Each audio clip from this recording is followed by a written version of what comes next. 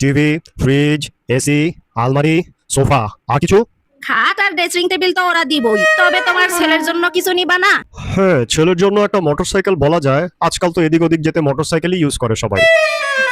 এগুলো আবার কিসের লিস্ট? কিছুই তো বুঝলাম না। আরে বোকা, বিয়ে যে করছি শ্বশুর বাড়ি থেকে তো কিছু বুঝে নিতে হবে নাকি? এসব আমি শ্বশুর বাড়ি থেকে কেন নিব? এগুলো তো খুব সাধারণ জিনিস, এগুলো তো সবাই নেয়। তাছাড়া তুই দেখতে সুন্দর, চাকরি করিস, এরকম ছেলে পাইলে মানুষ এগুলো দিবে না তো কি করবে? আর বাকি যা জিনিস আছে সেগুলো আমরা বিয়ের পরে আস্তে আস্তে আদায় করে নিব। কি ব্যাপার, মিথিলা এত রাতে ফোন দিল? হ্যালো মা। কি রে, তুই কাঁদছিস নাকি? বাবা কি আছে ওখানে? হ্যাঁ আছে তো। কি হয়েছে তোর? মা, তোমাদের জামাই বলেছে শহরে যে আমরা ফ্ল্যাটটা বুকিং দিয়েছি সেটার জন্য 10 লাখ টাকা দিতে, আর সামনে আমার ননদের বিয়ে, সেটার জন্য গলার একটা সোনার হার বানিয়ে দিতে বলেছে।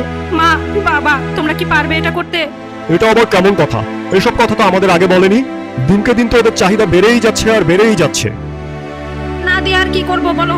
না দিলে তো ওরা আমার মেয়ের উপরে নির্যাতন করবে। হ্যাঁ মা, তুমি ঠিকই বলেছ। এগুলো নিয়ে তর্কাতর্কি হওয়ার সময় রাশেদ আজকে আমাকে চড় মেরেছে। ঠিক আছে মা, দেখছি আমি কি করতে পারি। তুই কোনো চিন্তা করিস না। কি খুব ভালো লাগছে না এখন? মনে মনে যেটা পরিকল্পনা করেছিলে অন্যের মেয়ের থেকে নিবে, এখন নিজের মেয়ের সাথেই সেটা হচ্ছে। এখন বলছো মেয়ের জামাই খারাপ, অথচ নিজের ছেলেকে দিয়ে এই কাজটাই করাতে চেয়েছিলে। পরিবর্তন নিজের ঘর থেকেই শুরু হয়।